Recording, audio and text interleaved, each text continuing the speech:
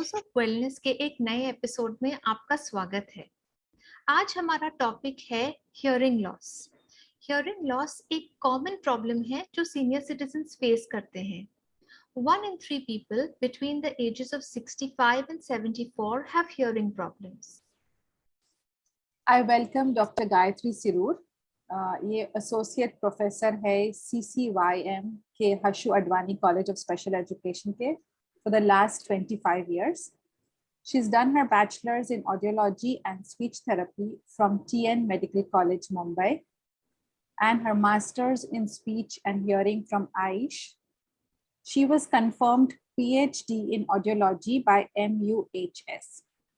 She has established a Center for Audiological Assessment and Intervention, SAI, for infants and children in Chembur in Harshubai Advani College. Welcome, Doctor. Thank you, Minas. Thank you, Sonam. Hello doctor, welcome to our show. मेरा पहला सवाल आपसे होगा कि seniors को hearing loss क्यों experience होता है? ओके, सो जब हम कहते हैं कि बढ़ती उम्र के साथ अगर किसी को हियरिंग लॉस होता है तो हम उसे प्रेस्बाइक्यूसिस कहते हैं। और इसकी मेन वजह है कि हमारे कान के 3 भाग होते हैं, और जब अंदर का भाग जिसे हम अंतःकरण कहते हैं इनर ईयर, उसमें जो स्ट्रक्चर्स हैं उनमें जब बदलाव आता है, उसके फंक्शनिंग में जब बदलाव आता है, जैसे कि हेयर सेल्स हैं, नर्व्स हैं, बढ़ती उम्र के साथ जब उनकी कार्यक्षमता कम हो जाती है तभी उनको हियरिंग लॉस होने लगता है। ये एक ग्रेजुअल प्रोसेस होती है और इसे हम प्रेस्बाइक्यूसिस कहते हैं। Okay. So, इससे सीनियर्स एक्सपीरियंस करते हियरिंग लॉस? यस, बहुत ज्यादा जो जब ऑनसेट होता है, जब हियरिंग लॉस की शुरुआत होती है, तभी जो हमारे सीनियर्स हैं उनको शायद एकदम से पता नहीं चलता है, लेकिन जैसे उसकी डिग्री बढ़ती जाती है, जैसे उनको कम्युनिकेशन में दिक्कत आती है, जब वो फोन पे सही तरह से बात नहीं कर सकते हैं, या जब हम एक साथ टीवी देखते हैं तभी ये आपसे रिक्वेस्ट करते हैं कि वॉल्यूम बढ़ाया जाए, तभी उनको और खासकर उनकी जो फैमिली मेंबर्स है उनको ये समझने लगता है कि कुछ गड़बड़ है, शायद इनको हियरिंग लॉस हो रहा है। सो हियरिंग लॉस को सस्पेक्ट करना और बाद में उसको आइडेंटिफाई करना, ये तभी बहुत जरूरी चीज हो जाती है। So doctor, is there a way कि हम ये प्रोसेस डिले कर सकते हैं?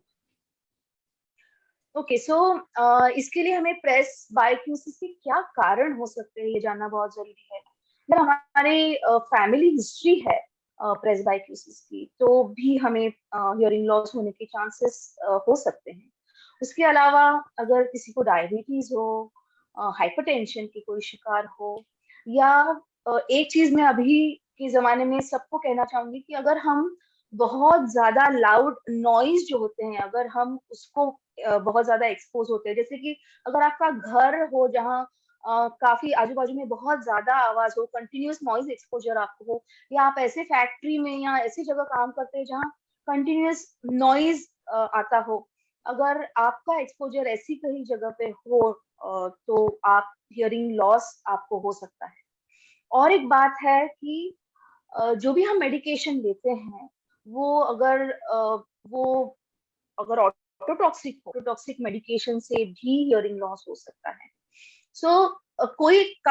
इसमें ऐसे कारण है जो हम थोड़े कंट्रोल कर सकते हैं, जैसे कि अभी नॉइज एक्सपोजर मैंने कहा, तो हमें इसकी खबरदारी लेनी है कि हम बहुत ज्यादा एक्सपोज ना हो नॉइज को, या जैसे हम मेडिसिन ले रहे हैं तभी हमको ये खबरदारी लेनी है कि हम डॉक्टर्स के एडवाइस से और उनके मॉनिटरिंग के साथ ही जो हम दवाई ले रहे हैं वो ले, जिसका इम्पैक्ट हमारे कान पे या हमारे हेडसेट पे ना हो और हमें हियरिंग लॉस ना हो।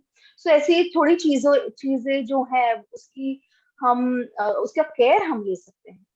लेकिन जैसे आपने कहा कि can we we can manage it, but presbycusis reversible नहीं है।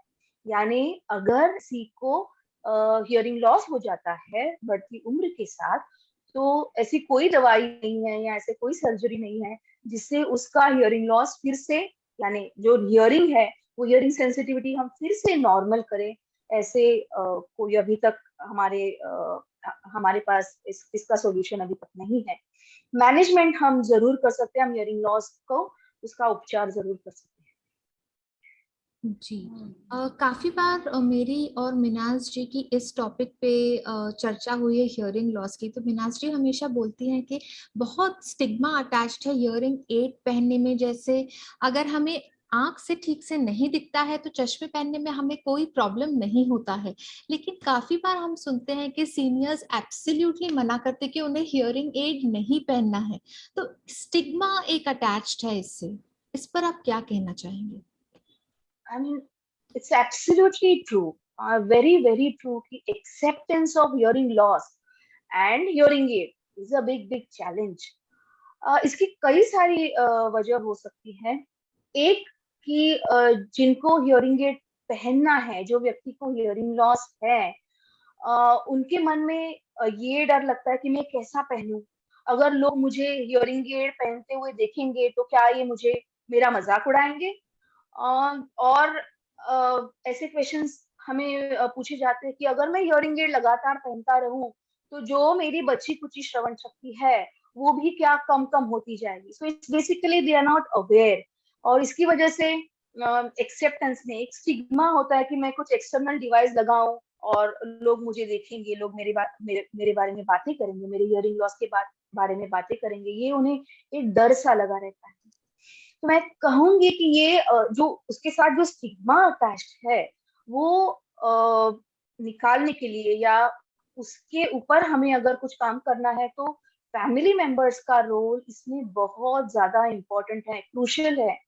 अगर आपके फैमिली में किसी को हियरिंग लॉस हो, श्रवण बाधित व्यक्ति आपके फैमिली में हो, तो आप उनको एक रीअश्योरेंस दीजिए, उनको आप हियरिंग एड लगाने में उनको आप एनकरेज कीजिए, उनका कॉन्फिडेंस बढ़ाइए। और जब ही ये व्यक्ति हियरिंग एड पहन के उनको खुद को समझ में आएगा कि टीवी देखने में मुझे राहत मिलती है, यानी इट हेल्प्स मी, या जब मैं फोन पे बात करता हूँ तो मुझे उससे मदद मिलती है, मैं अगर किसी के साथ बात कर रहा हूँ तो मुझे बार बार क्या ऐसे बोलने की जरूरत नहीं पड़ती है, तो दे देमसेल्व्स विल रियलाइज कि this is helping me, this aid is helping me, और उससे उनका एक्सेप्टेंस बढ़ेगा। और जितना ज्यादा अवेयरनेस इसके बारे में हम क्रिएट कर पाएंगे उतना उसको जो अटैच स्टिग्मा है वो कम कम होता जाएगा। Very true, thank you for that. तो अगर डॉक्टर, अगर फैमिली मेंबर्स में किसको ऐसे शक है कि शायद मेरे पेरेंट्स को हियरिंग लॉस है, तो what is it that they should do, how does it get diagnosed? Yeah, so I told you that there are certain things you will notice in that person's behavior. They have to be more alert. जैसे family members हैं कि बार बार पूछते जाते हैं क्या फिर से बोलो, या मिस इंटरप्रेट करते हैं, टीवी का वॉल्यूम बढ़ाना, फोन पे बात ठीक से नहीं सुनना, ये सब है। तो आप फैमिली मेंबर सस्पेक्ट कर सकते हैं, या आप खुद ब खुद भी सस्पेक्ट कर सकते हो कि क्या मेरे सुनने में कुछ दिक्कत आ रही है। इसके बाद हम पहले भेजते हैं ईएनटी सर्जन के पास, जैसे कान नाक गला के जो विशेषज्ञ होते हैं उनके पास जाके वो कान की जांच करते हैं। ओके, अगर कान में कोई इंफेक्शन है या किसी तरह से वो मदद कर सकते हैं, वो प्रिस्क्राइब कर सकते हैं, तो वो सब जो डोमेन है वो ईएनटी सर्जन का रहता है। और उसके बाद अगर आपकी हियरिंग यानी श्रवण शक्ति की जांच अगर आपको करनी है तो वो आपको ऑडियोलॉजिस्ट यानी श्रवण विशेषज्ञ, इनके पास आपको वो रेफर करेंगे। श्रवण विशेषज्ञ जो हैं ऑडियोलॉजिस्ट, ये ऑडियोमेट्री, ये हम एक जांच है वो एडमिनिस्टर करके ये पता लगाते हैं कि वो व्यक्ति जो है उसके दोनों कान में कितना, यानी डिग्री ऑफ हियरिंग लॉस कितना है, और कौन से प्रकार का हियरिंग लॉस, अलग अलग प्रकार के हियरिंग लॉस रहते हैं। और ये जानने के बाद हम ये तय करेंगे कि वो हियरिंग लॉस को हम कैसे मैनेज करेंगे, उस पर हम कैसे उपचार करेंगे। So in short, you have to go to an audiologist to get your hearing testing done, or once that hearing testing is done you will know exactly what is the type and degree of hearing loss. So the first point of contact would normally be an ENT doctor. Yes. Thank you. एक बार hearing aid पहन लेते हैं तो क्या सब जैसे normal अच्छे से लाउडली सुनाई देता है, जैसे जिसको हियरिंग लॉस ना हो उस तरीके का होता है, या इस प्रोसेस में कोई ट्रेनिंग इन्वॉल्व होती है? So the right word instead of using training, what I would say is counseling. हमें एक बात ध्यान रखनी है कि hearing aid is a man made device, और वो क्या करता है, वो सिर्फ आजू बाजू में जो आवाजें हैं उसको लाउड करके आपके कान में वो डालने वाला है. सो ये जब हम हियरिंग एड पहनते हैं तभी वो हियरिंग एड पहनने वाले को ये पता होना चाहिए कि हियरिंग एड एग्जैक्टली क्या काम करता है, उसके क्या पार्ट्स है, उसका रखरखाव कैसे किया जाता है, वो लगाने के बाद मुझे कैसा आवाज सुनाई देगा. ये सब जब हम एक अंदाजा एक काउंसलिंग के द्वारा जब हम वो व्यक्ति को देते हैं तभी he is prepared to accept it in a better way. और जैसे कोई नई चीज हो, हमें कोई भी नई चीज हो, हमको उसको एडजस्ट होना एक्सेप्ट करने में टाइम लगता है. वैसे हियरिंग एड है, हियरिंग एड जब हम नया नया लगाते हैं तभी वो उसके द्वारा आवाज सुनने का थोड़ा बहुत सराव करना चाहिए. Once you get used to that, that kind of sound which is coming through the hearing aid, you will feel more and more comfortable, right? But for this we have to remember that the hearing aids have to be suitable for your hearing loss. That is very very important.